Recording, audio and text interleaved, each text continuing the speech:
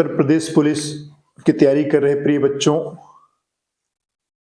उत्तर प्रदेश से संबंधित जो कंटेंट लेकर के लगातार हम आप लोगों के बीच आ रहे थे, उसमें चूंकि परीक्षा की तिथि बहुत करीब है, 17-18 फरवरी को आपका पेपर होना है और समय कम होने के नाते डिटेल में आपको पढ़ा पाना बहुत कठिन हो रहा है। इसलिए महत्वपूर्ण तथ्य जो हैं, जो आपके एग्जाम का हिस्सा हो सकते हैं, उन तथ्यों से आपको परिचित कराना ये जरूरी है। इस वजह से डिटेल में ना जाकर के तथ्यात्मक जानकारी आपको उपलब्ध कराने के लिए, जिससे आपको ऐसे तथ्य आपके सामने लाया जा जो आपके एग्जाम में काफी महत्वपूर्ण हो सकता है, वो आपके एग्जाम में प्रश्न का हिस्सा हो सकता है। और ऐसे तथ्यों की प्रस्तुति हम करने की कोशिश किए हैं और ये अध्याय हमारा शिक्षा और संस्कृति, जिसके अंतर्गत हमारे यहाँ जो शिक्षा पद्धति है, हमारे यहाँ जो संस्थान है और हमारे यहाँ संस्कृत के क्षेत्र में जो नृत्य हैं, संगीत हैं, उन सब चीजों को तथ्यात्मक रूप से लाने की हम कोशिश किए हैं। तो आज हम देखेंगे शिक्षा से जुड़े हुए संस्थानों के बारे में। और यहाँ पे हम देख रहे हैं, मैंने एक तथ्य रखा है कि उत्तर प्रदेश का सबसे पुराना विश्वविद्यालय कौन सा है। तो यहाँ ध्यान देने की जरूरत है। अक्सर जब प्रश्न पूछा जाता है कि उत्तर प्रदेश में सबसे पुराना विश्वविद्यालय कौन सा है, सबसे पहले किस विश्वविद्यालय की स्थापना हुई थी, तो ध्यान रखिएगा, अगर संपूर्णानंद संस्कृत विश्वविद्यालय ऑप्शन में है तो आप सबसे पहले उसी को लगाएंगे, क्योंकि उत्तर प्रदेश में स्थापित होने वाला सबसे पुराना विश्वविद्यालय संपूर्णानंद विश्वविद्यालय है। लेकिन अगर वो ऑप्शन में नहीं है, अन्य ऑप्शन है, तो अन्य ऑप्शन में आप जब जाएंगे तो आप इलाहाबाद विश्वविद्यालय को लगाएंगे। अगर संपूर्णानंद संस्कृत विश्वविद्यालय आपके ऑप्शन में नहीं है तब आप इलाहाबाद विश्वविद्यालय को लगाएंगे। उसके बाद सबसे पुराना विश्वविद्यालय इलाहाबाद विश्वविद्यालय है। तो यहां पर उत्तर प्रदेश का सबसे पुराना विश्वविद्यालय कौन सा है? संपूर्णानंद संस्कृत विश्वविद्यालय वाराणसी है। नेक्स्ट पॉइंट है, उत्तर प्रदेश में विद्यालयों की संख्या कितनी है? तो ध्यान दीजिएगा, इस समय उत्तर प्रदेश विश्वविद्यालयों की संख्या 31 से एबव है, उससे ज्यादा है। नेक्स्ट, उत्तर प्रदेश में केंद्रीय विश्वविद्यालयों की संख्या कितनी है? तो ध्यान दीजिए, कई बार केंद्रीय विश्वविद्यालयों से जुड़े हुए तथ्य हमसे पूछते हैं और आपसे ये जानने की अपेक्षा होती है कि उत्तर प्रदेश में कितने केंद्रीय विश्वविद्यालय हैं और वो कहां कहां स्थापित हैं, किन जिलों में हैं। तो गौर करिएगा, अभी आज के डेट तक उत्तर प्रदेश में 6 केंद्रीय विश्वविद्यालय स्थापित हैं और उन 6 केंद्रीय विश्वविद्यालयों में आप लाइन से देख रहे हैं इलाहाबाद विश्वविद्यालय, इलाहाबाद।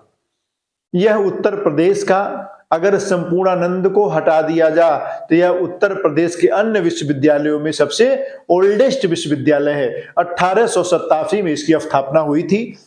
और आप देखेंगे तो भारत में 3 विश्वविद्यालय पहले से बने हुए थे, वो आपका कलकत्ता विश्वविद्यालय, बंबई विश्वविद्यालय और मद्रास विश्वविद्यालय।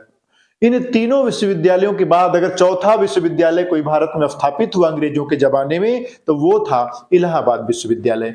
तो यहां ध्यान दीजिएगा, ये हमारे उत्तर प्रदेश में 6 केंद्रीय विश्वविद्यालय हैं। इलाहाबाद विश्वविद्यालय इलाहाबाद, काशी हिंदू विश्वविद्यालय बनारस, अलीगढ़ मुस्लिम विश्वविद्यालय अलीगढ़, डॉक्टर भीमराव अंबेडकर विश्वविद्यालय लखनऊ, रानी लक्ष्मीबाई केंद्रीय विश्वविद्यालय झांसी और राजीव गांधी राष्ट्रीय विमानन विश्वविद्यालय अमेठी। ये 6 विश्वविद्यालय ऐसे हैं जो सेंट्रल गवर्नमेंट के द्वारा संचालित होते हैं और केंद्रीय विश्वविद्यालय हैं। यहां आप देख रहे हैं उत्तर प्रदेश के कृषि विश्वविद्यालय। तो ध्यान दीजिए, उत्तर प्रदेश में 5 राजकीय कृषि विश्वविद्यालय हैं और एक केंद्रीय विश्वविद्यालय है। तो उत्तर प्रदेश में एकमात्र केंद्रीय कृषि विश्वविद्यालय रानी लक्ष्मीबाई केंद्रीय कृषि विश्वविद्यालय झांसी में है। ये नाम से ही आप देख रहे हैं रानी लक्ष्मीबाई, चूंकि रानी लक्ष्मीबाई झांसी की थी तो उनके नाम पे आप इसको दिमाग में रख सकते हैं कि रानी लक्ष्मीबाई केंद्रीय कृषि विश्वविद्यालय कहां पर है? झांसी है। और सारे जितने भी कृषि विश्वविद्यालय हैं उनमें से एकमात्र कृषि विश्वविद्यालय है जो केंद्रीय कृषि विश्वविद्यालय है। नेक्स्ट, ये कई बार पूछा है और पूछता भी है कि चंद्रशेखर आजाद के नाम पर कृषि विश्वविद्यालय कहां पर है? तो ध्यान दीजिएगा, चंद्रशेखर आजाद के नाम पर जो कृषि विश्वविद्यालय है वो कानपुर में है। दूसरा, सरदार वल्लभ भाई पटेल कृषि विश्वविद्यालय, ये कहां है? यह भी एक बार क्वेश्चन पूछा हुआ है। सरदार वल्लभ पटेल कृषि विश्वविद्यालय ये आपका मेरठ में है। नेक्स्ट है बांदा कृषि एवं प्रौद्योगिकी विश्वविद्यालय, कहां? नाम से ही क्लियर है, बांदा में है। और नरेंद्र देव, आचार्य नरेंद्र देव कृषि विश्वविद्यालय ये कहां पर है? तो आचार्य नरेंद्र देव कृषि विश्वविद्यालय ये आपका अयोध्या में है या फैजाबाद में है। नेक्स्ट है सैम हिगिन बॉटम कृषि विश्वविद्यालय कहां है? तो ये इलाहाबाद के नैनी में है। सैम हिगिन बॉटम कृषि विश्वविद्यालय प्रयागराज माने इलाहाबाद के नैनी में है। और नेक्स्ट अभी चर्चा हुई है कि रानी लक्ष्मीबाई केंद्रीय कृषि विश्वविद्यालय कहां पर है? झांसी में है। तो ध्यान रखिए बच्चों, ये जो हमारे 6 कृषि विश्वविद्यालय हैं इन्हें हमें तैयार कर लेने की जरूरत है। आने वाली परीक्षाओं में आपके यूपीपी में उम्मीद करता हूं कि केंद्रीय विश्वविद्यालयों के बारे में और ये जो कृषि विश्वविद्यालय हैं यहां से प्रश्न आपके बन सकते हैं, क्योंकि अक्सर ये प्रश्न बनते रहे हैं। नेक्स्ट है doctor B R Ambedkar police academy कहां पर है? तो ध्यान दीजिएगा, doctor B R Ambedkar police academy ये मुरादाबाद में है। यहां पर ट्रेनिंग दी जाती है, यहां पर एसआई की ट्रेनिंग होती है, यहां पर आईपीएस की भी ट्रेनिंग होती है। तो doctor B R Ambedkar police academy Moradabad में है।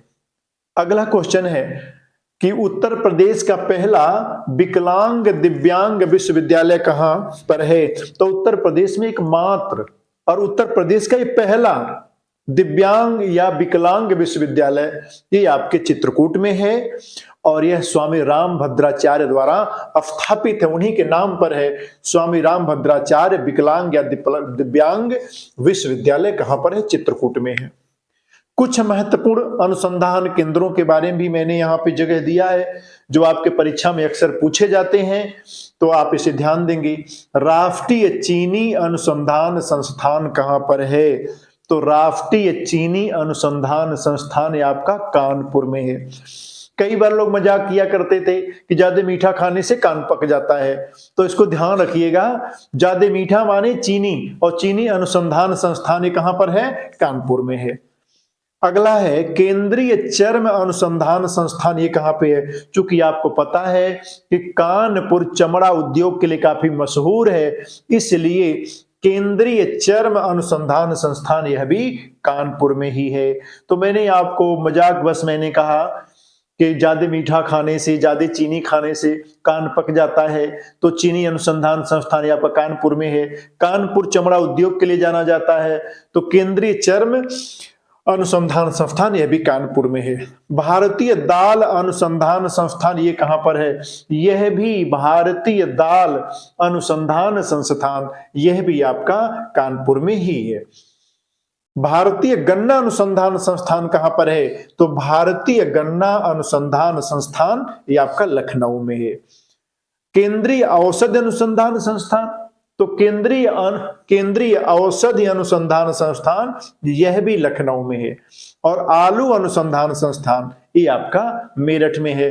तो ये बच्चों आप पूरा तैयार कर लीजिएगा, यहां से आपके परीक्षा में क्वेश्चन अक्सर पूछे जाते हैं कि आलू अनुसंधान संस्थान कहां पर है, केंद्रीय औषध अनुसंधान संस्थान कहां पर है, भारतीय गन्ना अनुसंधान संस्थान कहां पर है, भारतीय दाल अनुसंधान संस्थान। ऐसे ये जो तथ्य हैं ये आपके एग्जाम में अक्सर पूछते हैं, तो जिसको मैं कलेक्ट करके आपके सामने लाने की कोशिश किया हूं, जिससे आप एक बार दृष्टि में देख करके जाएं, अगर एग्जाम में पूछे तो आप सटीक उत्तर दे सकें। यहां पर नृत्य के बारे में मैं कुछ चर्चा किया हूं और ये ध्यान दीजिएगा, यह अक्सर यहां से नृत्य पूछा करता है। तो हम आज नृत्य देख रहे हैं, दो एक नृत्य हम फिर कल भी बताएंगे। दिन नृत्य के साथ साथ हम संगीत भी देखेंगे। उसके बाद हम स्थानीय यूपी लेवल पे वो गाने की कौन कौन सी विधियां हैं उन पे भी चर्चा की जाएंगी।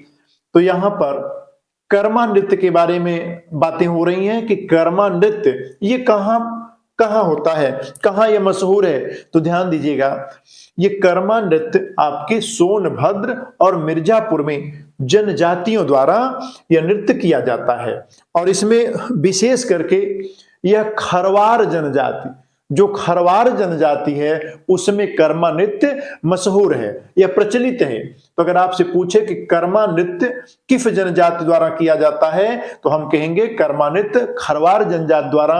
और स्पेशली ये होता कहाँ है? तो यह सोनभद्र और मिर्जापुर जिले में। नेक्स्ट है चरकुला नृत्य कहां पर प्रचलित है? तो चरकुला नृत्य ब्रज क्षेत्र में, ब्रज माने मथुरा के आसपास की जो एरिया है उसे ब्रज क्षेत्र कहते हैं, और वहीं पर चरकुला नृत्य मशहूर है। और यह कई परीक्षाओं में पूछा है। इस पे सिर पर यह घड़ा रख करके उस पे तमाम दीपक जला करके फिर नृत्य किया जाता है। नेक्स्ट है रास। तो राफ नृत्य भी मथुरा एरिया में होता, आप जानते हैं भगवान श्री कृष्ण ने राफ रचाई थी, तो मथुरा के आसपास के लोग राफ नृत्य करते हैं। उसके बाद लाइन से मैंने लिखा है राई नृत्य, पाई डंडा नृत्य, कार्तिक नृत्य, धुरिया, देवी नृत्य, घोड़ा नृत्य, ये सब कहाँ होता है? तो ये सारे नृत्य जो है, पाई डंडा ये जो लाठी खेलना होता है, ये बुंदेलखंड की एरिया में जो लाठी लोग भाजते हैं उस प्रकार का लाठी से करतब दिखाते हुए नृत्य बुंदेलखंड एरिया में होता है। उसी प्रकार से ये जो धुरिया नृत्य है ये बुंदेलखंड के जो कुम्हार लोग हैं उन लोगों में प्रचलित है।